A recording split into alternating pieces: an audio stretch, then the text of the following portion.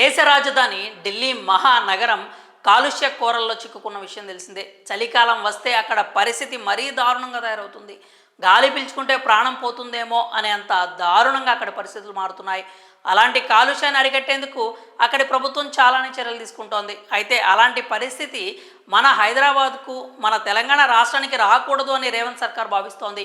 అందుకోసం ముందు జాగ్రత్త చర్యలను చేపట్టారు. కాలుష్యాన్ని నివారించేందుకు విద్యుత్ వాహనాల వాడకాన్ని పెంచే దిశగా అడుగులు వేస్తున్నారు. ఈవీల కొనుగోళ్లను మరింత ప్రోత్సహించే దిశగా కొత్త ఈవీ పాలసీని ప్రవేశపెట్టారు.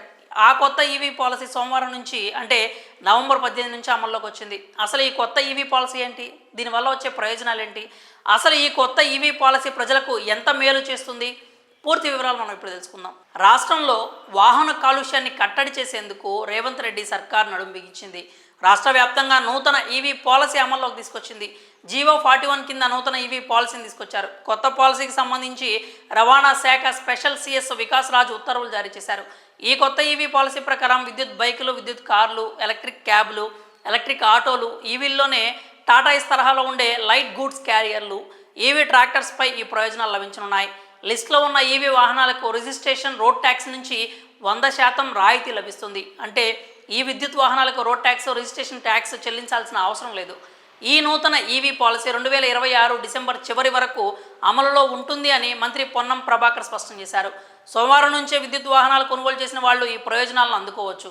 అలాగే ఆర్టీసీలో కూడా త్వరలోనే ఈవీ బస్సులు పరుగులు పెట్టనున్నట్లు మంత్రి వెల్లడించారు. ఆర్టీసీ విద్యుత్ బస్సులను కొనుగోలు చేస్తే వాటికి lifetime tax free benefits లభించనున్నాయి. అలాగే ఏవైనా ప్రైవేట్ సంస్థలు తమ ఉద్యోగుల రవాణా కోసం విద్యుత్ బస్సులు కొనుగోలు చేస్తే వారికి కూడా ఈ ప్రయోజనాలు లభించనున్నాయి. రాష్ట్రంలో వాహన కాలుష్యాన్ని కట్టడి చేసే దిశగా ఈ కొత్త ఈవీ పాలసీ తీసుకొచ్చినట్లు వెల్లడించారు.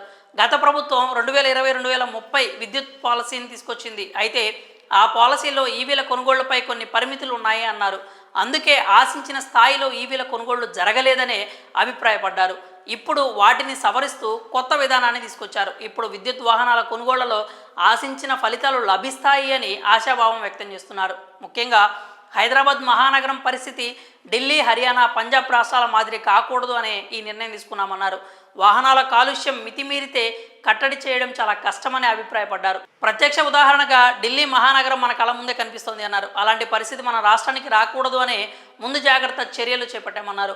వాయు కాలుష్యాన్ని నియంత్రించడమే తమ లక్ష్యమని మంత్రి పొన్నం ప్రభాకర్ వ్యాఖ్యానించారు. త్వరలోనే రవాణా శాఖకు కొత్త లోగో తీసుకురాబోతున్నామని తెలిపారు. ఇప్పుడు హైదరాబాద్లో ఉన్న 3000 బస్సుల స్థానంలో విద్యుత్ బస్సులను ప్రవేశపెట్టాలి అని ముఖ్యమంత్రి రేవంత్ రెడ్డి నిర్ణయించినట్లు తెలిపారు. ఈ కొత్త ఈవీ పాలసీతో ప్రజలకు కూడా మేలు జరిగే అవకాశం ఉంది. కమర్షియల్ వాహనాల మీద కూడా ట్యాక్స్ రాయితీ రావడం మేలు చేసే అంశం అనే చెప్పాలి. బతుకు తెరువు కోసం క్యాబులు, లైట్ గూడ్స్ క్యారియర్లు కొనుగోలు చేసే వారికి ఈ పాలసీ వల్ల భారీ ప్రయోజనం లభిస్తుంది. అలాగే కొత్త ఈవీ పాలసీతో ఖచ్చితంగా విద్యుత్ వాహనాల కొనుగోళ్లు జోరందుకుంటాయి. మరి కొత్త ఈవీ పాలసీపై మీరేమనుకుంటున్నారో మీ అభిప్రాయాన్ని కామెంట్స్ రూపంలో తెలియజేయండి.